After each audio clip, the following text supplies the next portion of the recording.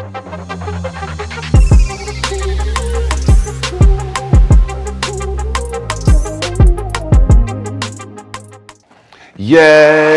yes, yes, yes.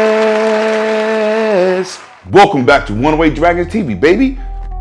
It's your host, Lemon 23, aka Lemetheus, right hand of Zeus. And you already know this is Tech Tuesday over here on One-Way Dragons. And yes, we're talking about the Switch OLED versus the regular Switch. Now, no, we're not going to get into the docking situation. We're not going to get into anything else but what it means for portability and visuals. But with that being said, let's celebrate Super Metroid that dropped on the Nintendo, the Super Nintendo that is, in 1994. So what better way to celebrate this release of a console from Nintendo without talking about the original games? Now, what you're going to learn about today, we're going to talk about size. And you know, bigger is better. That's what she said. But you already know what it is. But we're going to get straight into these facts. We're going to talk about very subtle and simple things. You're going to see a controller comparison. And yes, they are swappable because they are basically the same system. But we're going to see who is the Switch for. Man, let's get into this Tech Tuesday, baby. Facts. First, we're going to talk about the hinge. Look at the hinge on the left. It is sturdy. Reminds me of the Surface Pro line of devices. And the flimsy one from the left, man, it's good to see this go. Facts. Now, as you see here, sitting on this table, one has one leg, and then the OLED has a whole panel across the back of the device, and it looks like a Surface device. I prefer this. It looks like this is a go, and it's definitely more sturdier and has multiple angles that you could use. Awesome. Now let's get into these Joycons.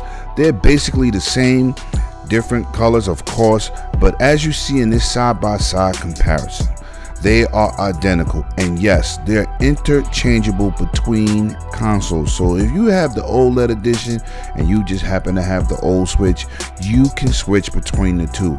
Now, I have tried to test this, but I haven't got no joystick drift. Let's just hope Nintendo has made improvements. Facts. Now, this is the moment we've all been waiting for. Now, as you see, Metroid Dread launched with the console, the Switch OLED. So what I did is I'm doing a side-by-side comparison, and I'm going to show you the vibrant colors of this OLED screen.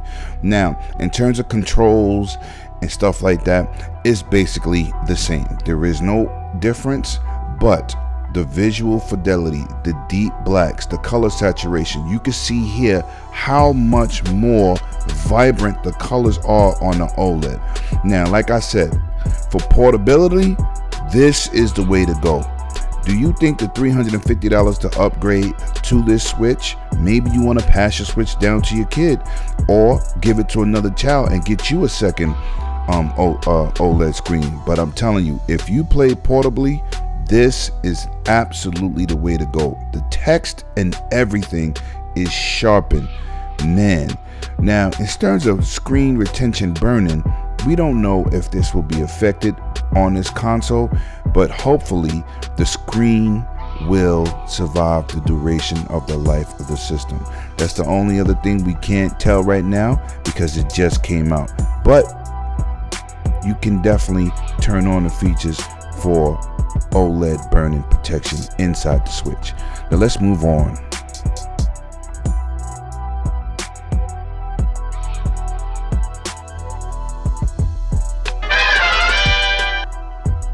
Man, I hope you enjoyed this review.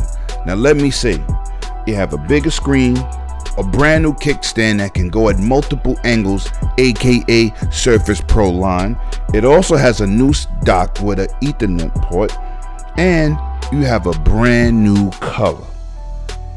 It is also slightly heavier, but let's get into this battery life. I tested it out heavy, thoroughly playing games. Well, Metroid Dread, that is. And yes, they was 20 minutes apart, with the Switch OLED being slightly a little bit behind the original Switch. This is by no means a deal breaker.